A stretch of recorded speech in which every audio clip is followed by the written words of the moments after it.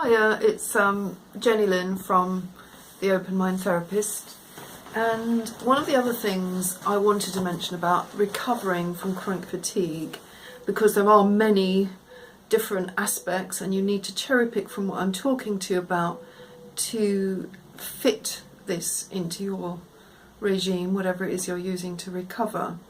But one of the things I've noticed often with clients, especially clients that are really bad with chronic fatigue, they're either bedbound or housebound or something, is this capacity to be completely locked into your head, as though your head doesn't belong to your body at all. It's like you're rabbits in the headlights, you know, like you're dazzled by social conformity and what you might have to do to fit in, and what will people think if you can't do this, and how will you cope? It's like this headlock, completely locked away in your head, trying to work out strategies about something that hasn't yet happened.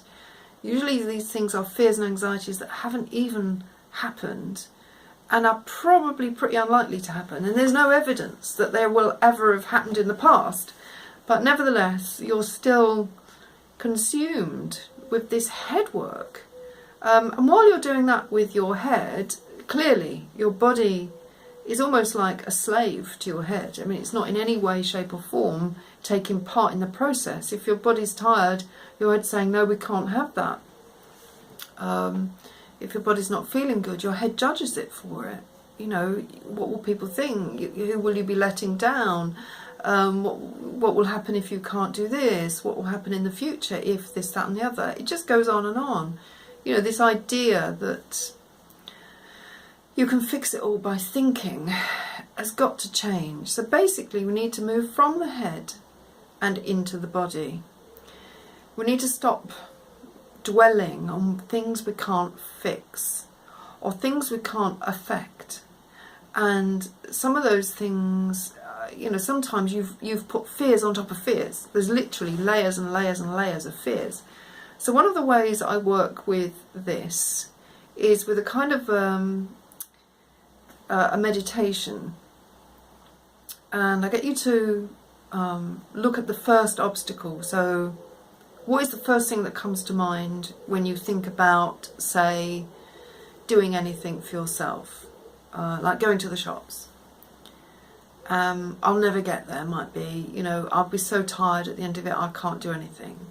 Okay, so I get you to think of that, close your eyes and just reflect on the kind of dialogue you have with yourself when you contemplate doing anything.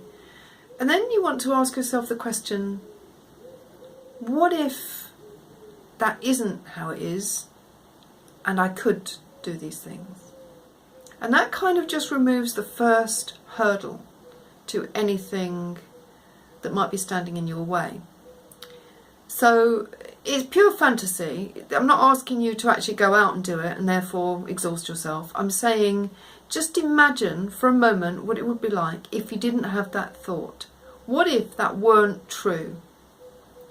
What if it weren't true that if I go to the shops and back I'll be exhausted? What if that weren't true?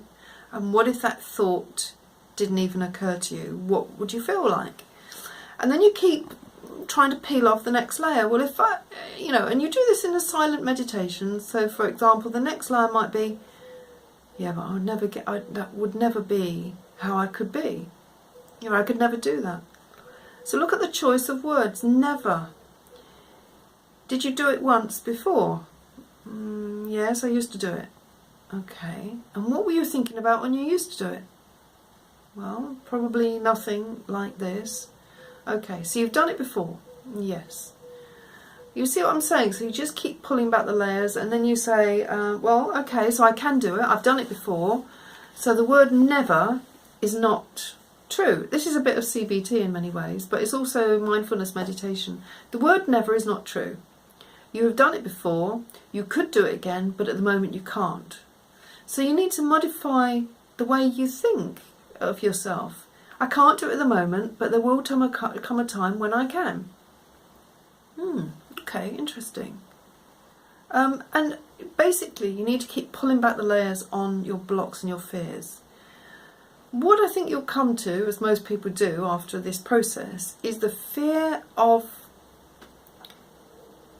it's almost the fear of annihilation. Like, if I'm, you know, it's almost like I just won't exist if I don't think like this in my head, if I don't keep these things going on and keep this pretense up that I can do these things which I can't. I just won't exist because no one will be witnessing me. It's almost like, unless I've got somebody witnessing all of my efforts to stay involved in life, then I'm just nobody. So I want you to trace that meditation, that thought, and see where it goes, because I can guarantee now, right now, if you are spending most of your conscious awake time worrying about how you fit in, whether you can do stuff, whether you're letting people down, and a whole array of other stuff that hasn't yet happened, if you're spending most of your conscious life thinking like that, you will be tired. And not just a little bit fatigued here and there. I mean chronically, adrenally exhausted, because your life is running on overload, constant red alert the whole time. No wonder you're suffering with adrenal fatigue, if that is what you're putting yourself through when you think about your daily life. So really, so this is my second video. You might be looking at it in a different order, but essentially you need to start to unpackage what's going on in your head and start questioning whether it's true. I mean, really true. And a fantastic woman to help you with this is Byron Katie. Anything that she's written, I can't remember the name of the process of whatever it is now, but she's amazing in absolutely thoroughly detoxing whatever beliefs or ideas you have in your head that simply are of no value to you anymore, and actually keep all of your energy tied up in stuff you don't need. So that's my number 2 hint and tip. Take it away, leave some comments. I can always refine this video and add more if you have more questions, and happy to contribute in any way I can.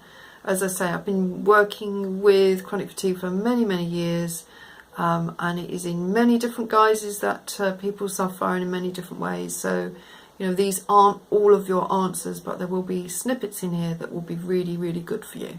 Okay, good luck.